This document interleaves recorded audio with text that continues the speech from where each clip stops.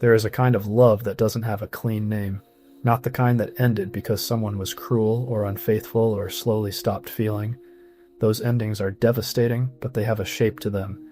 There's something solid to push against, something to point to when someone asks what went wrong. This one is different. This is the love where, when it finally ends, you sit with the wreckage and slowly realize that the person you're grieving, you built most of them yourself. It starts the same way every time. Someone appears and something happens. Fireworks go off. Actually, that's not quite the right term for it. It's more like recognition, like something in you goes quiet and certain all at once. And the mind, which is so creative, so hungry, takes that single feeling and starts to construct. Every silence gets filled with depth. Every canceled plan gets reframed as a mystery. Every moment they're difficult or distant, a whole backstory gets written, one that makes it make sense, that makes it almost romantic. And without ever meaning to, you become the author of another person. What's striking is how generous you are with them. You give them the most beautiful interior life, hidden sensitivities, private longings, a capacity for love that just hasn't found the right place yet. You give them essentially everything you'd most want someone to see in you. And then, almost inevitably, you fall in love with what you made. The feeling itself is extraordinary, and that matters because it would be easy to look back and call this delusion, immaturity, something you should have known better than to do. But it doesn't feel like any of those things from the inside. It feels like the realest thing that has ever happened. There's a certainty to it, a bone-deep conviction that this person, is where all the roads were always leading. There's a feeling of being seen even when they haven't actually looked, of being known even when they don't know you, because the version of them you're in love with, the one you wrote, that version knows you perfectly. Of course they do. You made them. But here's where it gets complicated, and here's where it stops being a simple story about fantasy, because they're not entirely invented. There are real moments, real flashes of the person you believed was in there. A conversation outside a bar one weekday night feels like a moment where you can say, finally. A look across a room that seems to say everything. A moment of genuine tenderness that appears to confirm everything you'd hoped was true. And the mind, faithful and foolish in equal measure, takes those moments and builds a cathedral around them. The difficult days become background noise. The contradictions become quirks. The times they show you, clearly and plainly, who they actually are, those get quietly filed somewhere out of sight. Because the alternative is to let the feeling go, and that feeling is so alive in you, so sweet, that letting it go feels less like clarity and more like loss. So you hold on, you explain it away, you love harder as though the sheer force of it could somehow close the gap between who you need them to be and who they actually are. It can't. It never can. The hardest part is confronting what that means. They didn't fail you, not exactly.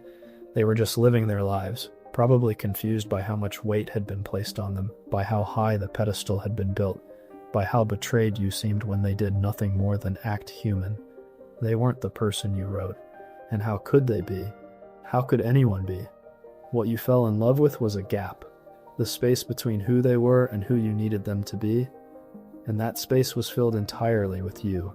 Your history, your longing, your very precise idea of what it would feel like to finally be loved in exactly the right way. That's not nothing. That longing is real, and that need is real. But it isn't a relationship. It's a mirror that you spent months, maybe years, mistaking for a window. The grief of this is its own particular and disorienting thing, because after it ends, and it always ends, they don't fully leave. The real person goes, but the invented one stays. Conversations keep happening with them at 2 a.m. on long drives, in the silence after a hard day. The version that finally understood. The version that said exactly the right thing. You're grieving not just the relationship, but an entire life that existed only in your head. Fully formed, luminous, and absolutely convincing. People don't know what to do with that grief. They'll say you'll find someone else, it wasn't real, you barely knew them. And they're not entirely wrong. But they're not right either. The love was real. The hope was real. The ache of losing something that never quite existed. That is as real as any grief there is. The answer isn't to stop feeling things, or to become more guarded, more rational, slower to hope. The cynicism you carry around with you is just grief that gave up, which then had the audacity to call itself wisdom.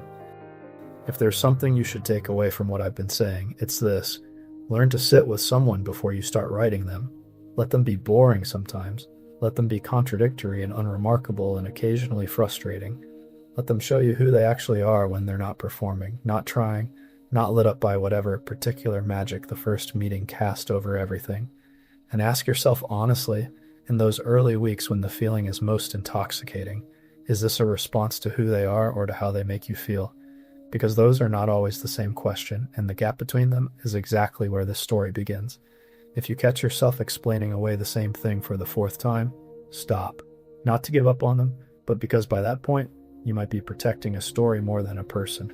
Real love, the kind that actually holds, doesn't feel like a monument of itself. It's quieter than that, more ordinary. There are days it's almost unremarkable, and that ordinariness is not a flaw in it. That's what it is.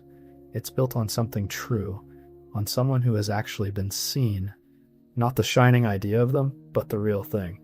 Tired, inconsistent, full of contradictions, and chosen anyway.